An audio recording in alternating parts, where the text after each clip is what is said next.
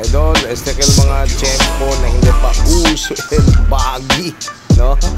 Akin pa sa tiyempo bakat antes kopong-kopong idol na hindi uso el winch, hindi pa tamin uso el semento aki na sambuanga, no?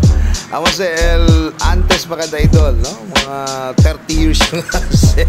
So 30 years back, hindi tamin. Mga 15 to 20 years back, no? And if you notice, todo mga kotse idol antes uso. Sabi ko sa uso idol, uso color. Todo lang colora. Alright? So shout out kung mga off-roaders de antes. Hasta ara, off-roaders ang syempre and very young at hard.